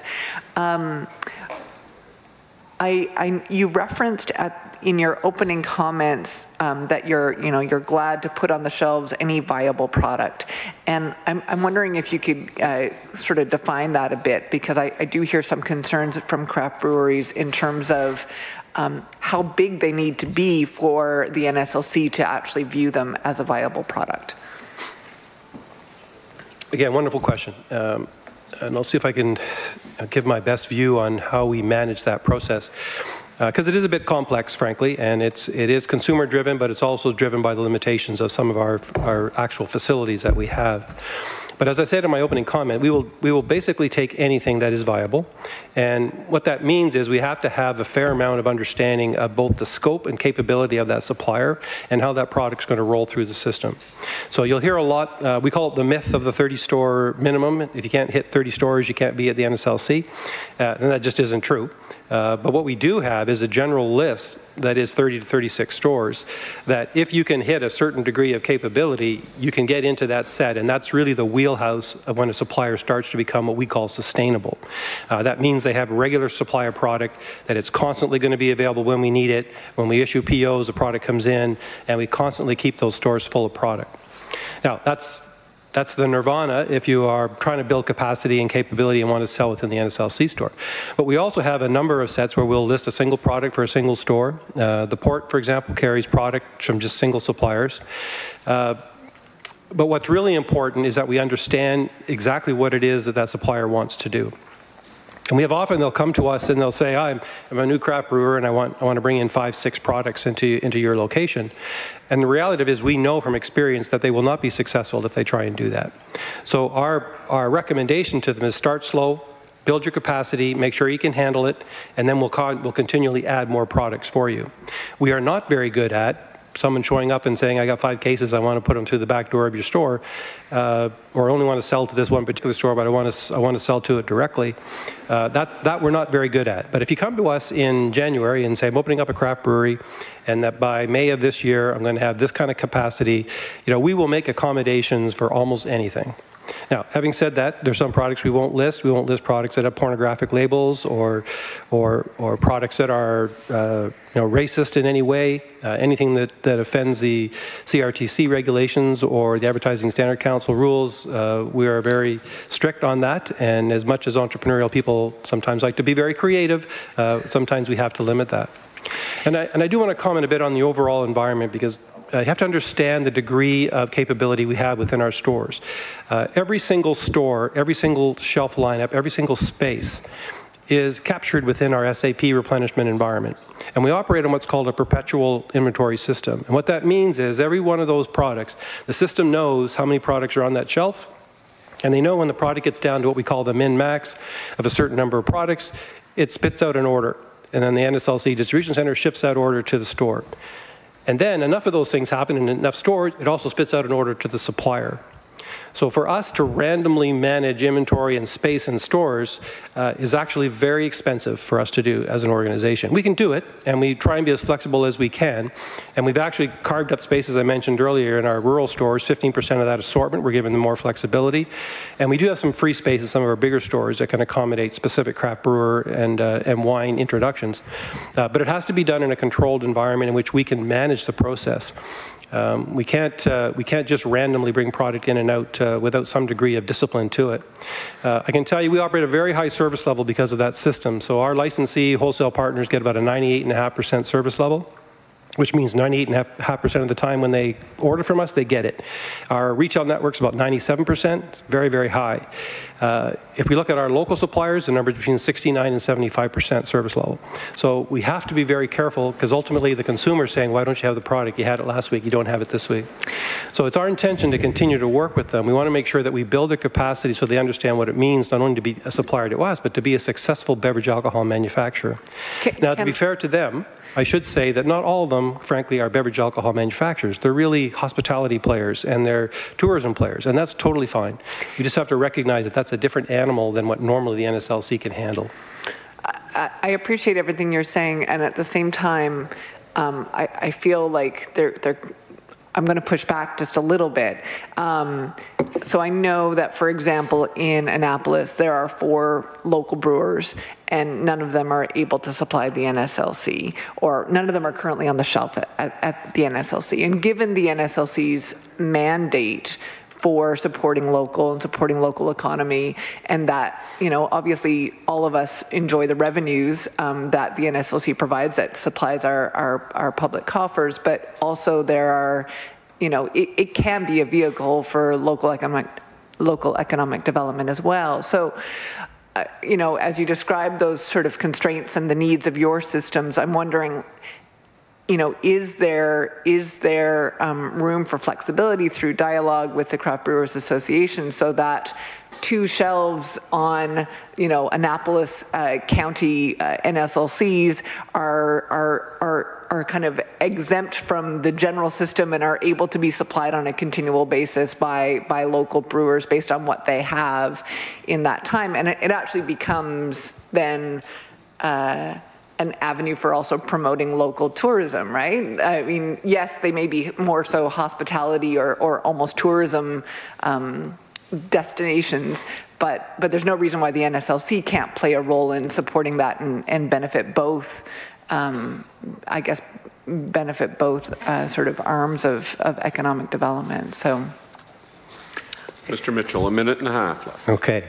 2 comments. First of all, I mean, I'm not familiar with the Annapolis specific situation, but there is no reason other than if there's something that they are unable to do to allow them to be in the store on a consistent basis, that would preclude them from potentially never being in the Annapolis store. So I got the note. We'll figure out just what it is about Annapolis.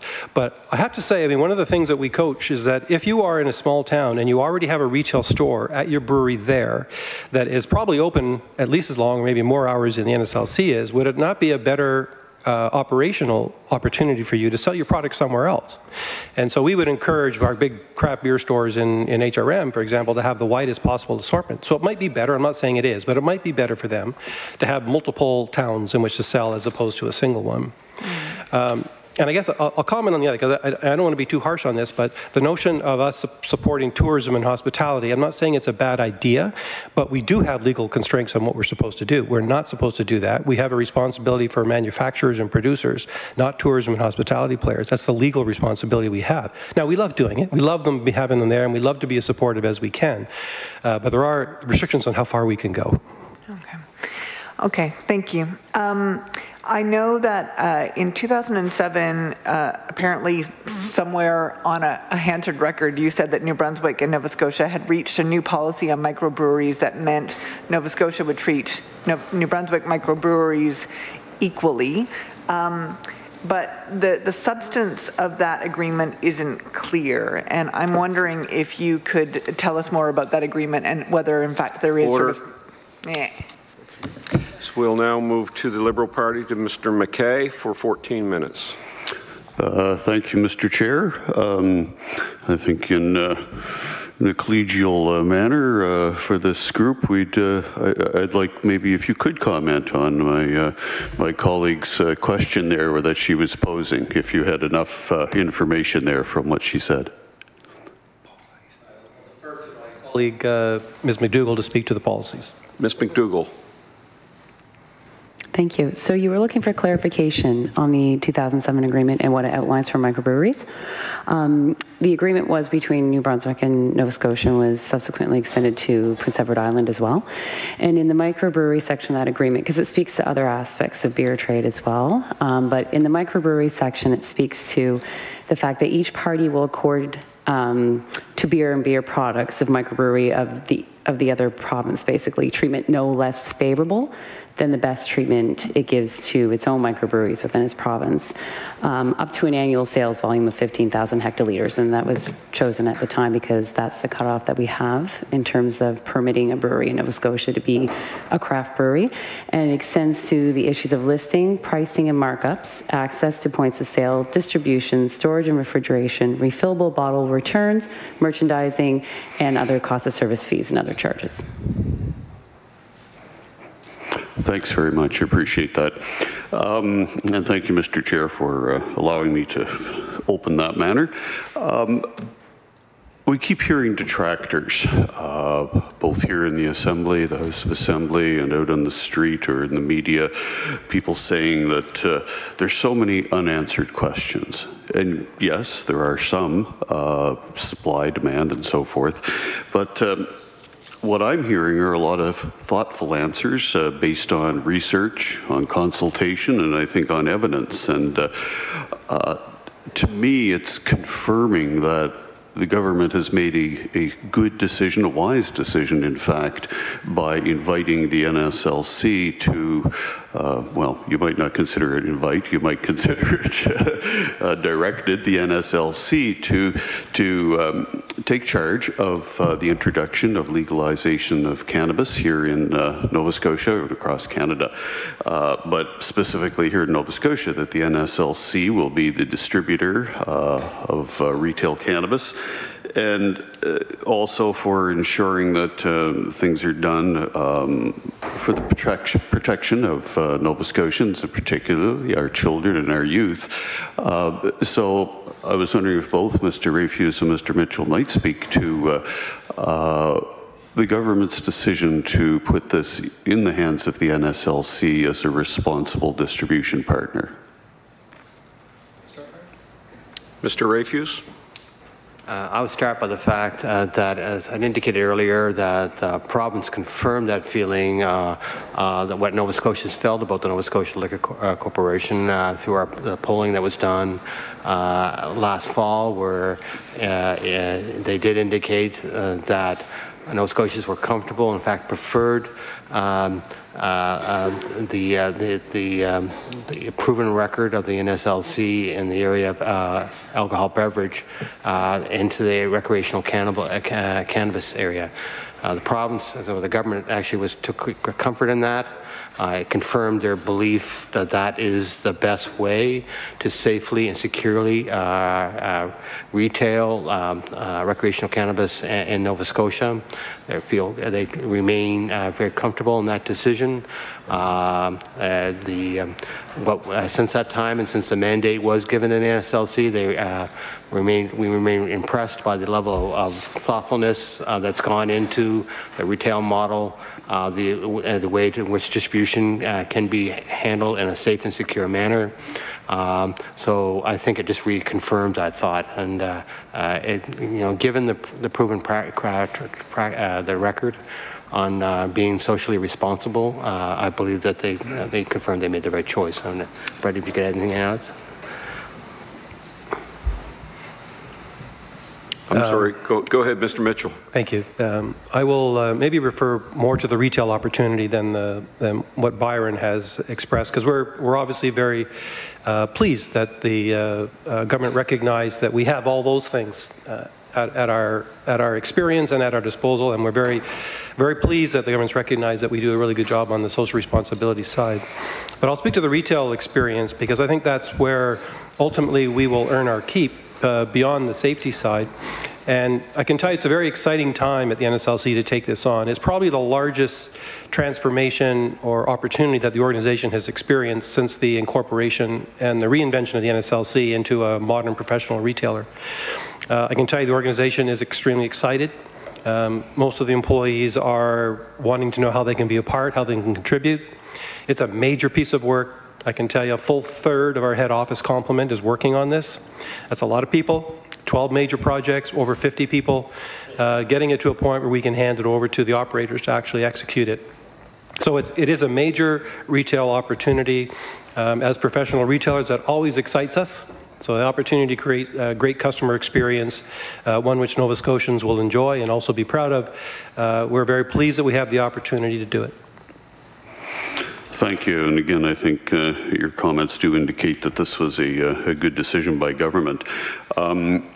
Within the decisions that are being made, one of the ones that I think my colleagues and I hear questioned frequently is the age that was decided upon for people in Nova Scotia to be able to access cannabis products. I'm wondering if you could speak to the age of 19 that was selected. Mr. Rafuse. I'll take that question because ultimately it was the provincial government's decision to choose that age. As you know, the federal government set a possible range. There was a lot of debate in the community about where you should set it. Ultimately, based on the evidence that was given to the province and as well about what Nova Scotians said to the government, it was chosen to choose the same legal age as there is for alcohol consumption. I think that actually it ends up being allow for a consistent message, allows for ease for implementation, but it was one which Nova Scotians themselves said was one of which they supported. Okay, thank you. And I guess amongst the other legislative decisions, I'm curious as to your comments as to maybe some of the differences in legislation in other provinces versus Nova Scotia, and how we may have decided upon such things as the retail access, be it private or public stores, and numbers of stores and so forth. So could you expand upon some of the other aspects where Nova Scotia may differ from our sister provinces? Certainly, I don't have an exhaustive list here, but I can give you some examples where the approach is different. As you know, the federal government maintained responsibility for the supply side of the house, and the provinces were given the distribution and retail side of the house. So the approach in Nova Scotia was to keep things consistent with the alcohol beverage, is to have a retail system that was a store within a store concept as opposed to standalone. We do have the one standalone operation at Clyde Street. Other provinces have gone down a private retail system. That's in fitting with what their view what it was. Some of it was based on remoteness. Some of it was based on the model they already had on the alcohol beverage side of the house. And the like, so there are some differences. And it came down to really around some things where you had some leeway. The province of Nova Scotia has chosen to allow individuals to grow 4 plants for their own. The province of Quebec has chosen not to. And for some reason, New Brunswick had chosen that you have to have a fence around it. So there's certainly are differences. It's based on their local preferences and decision-making process, but it does actually reflect a couple of things.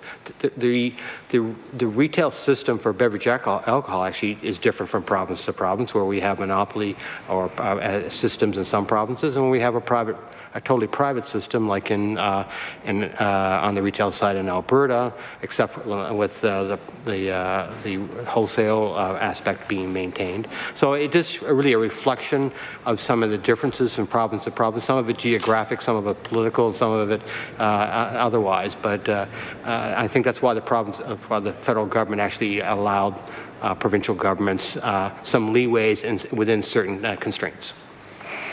Well, thank you for that. And again, I think we had heard detractors comment that why isn't Nova Scotia making decisions on this? Why we were hearing that months and months and months ago. But I think what's indicated by your response and the government's position is that we have taken our time to be thoughtful, to be consultative, not just here with Nova Scotians, which was done extensively, but also with other jurisdictions where perhaps cannabis products have been available for some time. I'd like to switch maybe to some of the questions that came earlier pertain to anticipated, projected revenues that might be derived from the sale of cannabis products. Wondering if you could comment to some of the costs that you're expecting and how that's going to impact any potential profits this year or in future years. Well, I can start that, but I'll talk about the non-retail cost associated with that, and maybe I'll ask Mr. Mitchell to talk about on the retail side. Getting rid of this. On the provincial side, as we indicated, we're still working through what all the costs are. We obviously have talked about our public awareness campaign that will be launched, and that's part of the provincial costs. We're still sorting through with our partners about the impact it may or may not have on the enforcement side of the house. Certainly, enforcement differs on models that are through the NSLC as it would have been on our private retail aspect. We would have had different retail enforcement issues to deal with. On law enforcement, through the Department of Justice and Municipal Affairs, we are talking to our municipal colleagues about what that impact may be, and just sort of sorting through that. It will evolve as we know better. I guess and maybe people are tired of us hearing that, but you know, there was talk for a long while about devices that would help on roadside safety checks. That was something would have been explored. Obviously, the reality of that being available is doesn't seem to be forthcoming because of the challenges of such things. So the enforcement costs are still, or impacts are still being worked out. So on the retail side, maybe I'll talk to, maybe Mr. Mitchell can speak to that. Mr. Mitchell. Thank you. Well, obviously at 87 million, it's a fairly large endeavor. So there's a lot of work to be done, a lot of capital to be invested, a lot of stores to be fixed, and there are operational expenses that we're anticipating for sure. On the capital side, in terms of getting the boxes right, you're probably looking at somewhere around 500 to 580,000 per location, with the exception of Clyde Street, which will be a bit more. The store itself is in kind of rough shape, so we have to fix it up regardless of cannabis. So it'll be a bit more. So if we include that, plus the capital we're going to need to put into the DC fulfillment and the IT capability that we need to build, the total capital is about $9 million to make this thing operational. To operate it ongoing, it's about $13.5 million a year in operational expenses, which $1 million of that in the first year will be one-time expenses, which will go away. So about $12.5 million is what I call the operating expenses on that 87 million. Most of that, obviously, we're retailers, so most of it's labor. So about 4.8 million of that is in the labor force. You know, 87 million actually generates a fair amount of credit card fees, so that's $1 million for the credit card fees. The actual running of an extra fulfillment center is going to be around $3 million as well. We'll probably spend somewhere around 200 to 300 million in training to get it up and running. The social responsibility money we've set aside for this is about 150,000 to do ongoing, as well as some content education of around 200. So I'll put those two together, about 350 for. Order. Sorry, our time for questions have expired. I would now turn it over for closing remarks for either Mr. Mitchell or Mr. Rafuse. Mr. Rafuse? No, I'd just like to thank the committee for the opportunity to come in and talk to it. I don't believe there was any follow-up questions that we needed to provide, but if there were, I'm sure that we'll hear from Ms. Lineville. But just say again, thank you for the opportunity to speak on this matter. Thank you. Mr. Mitchell? Just a few closing comments. Like Byron, I'd like to thank you for the questions and for the opportunity to come in and talk, both local and cannabis. And I want you to all know that we're heavily committed to making sure that the local industry continues to grow and keeps its vibrant nature that it is. And at the same time, recognize that we have a new adventure in front of us, which is a significant change for the NSLC. And I can assure you, you've got 1,400 very, very energetic and very well-intentioned Nova Scotians who are working very hard on both sides of this business. So thank you for the opportunity and the great questions. You know, I'd like to certainly thank the witnesses for the work they did in answering the questions, and actually the all three parties for the good questions that we saw on that side. So we'll now move into committee business. We have one item that I'd like to have brought to the floor that I spoke briefly about regarding the chair for next week. So we have a wish from the person that we had appointed, Ms. Suzanne Lonis-Croft, to chair the meeting. She would actually like to participate. It is an area that she's quite interested in. So there's been a request to have Brendan McGuire appointed as chair for the next meeting. Would ask for the favor of the committee to that. Hearing no opposition, we'll have Mr. McGuire chair that meeting. We have some correspondence from Department of Agriculture information that was requested. I believe everybody received that. And lastly, so the next meeting date will be May the 9th here. It will be the Department of Health and Wellness, Department of Community Services, Department of Education and Early Childhood Development, Nova Scotia Health Authority, and the IDWK, and that's regarding services and supports for children with ASD complex needs. So saying that, no further business, I would move the meeting. Mr. Houston.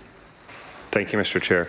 I know last week we talked about the internal services and the FOIPOP situation, and the committee decided that they didn't want to bring internal services before Public Accounts Committee to discuss the breach. But I would like to just, if we could revisit that in light of the additional information that's come out over the last few days, more and more breaches.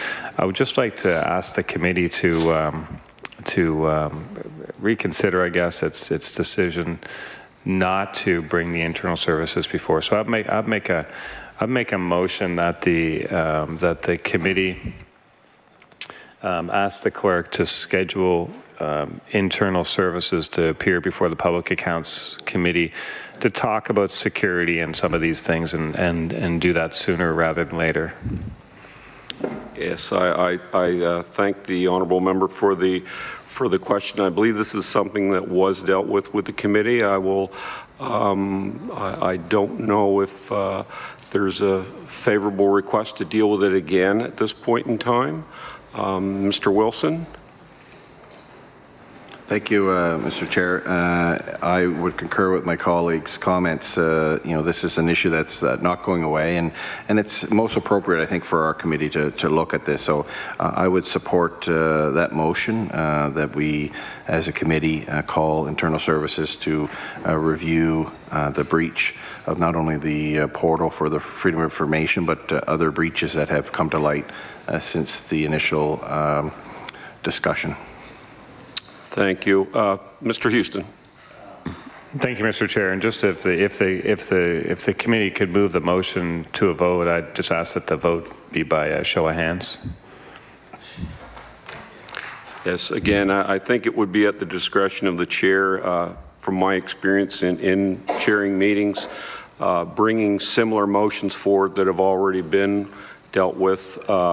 But in respect to that, I will take it to a vote, to a show of hands. So all of those in favor of the motion, please show of hands. Those contrary-minded, show of hands. That will leave the deciding vote to myself, which I would vote against.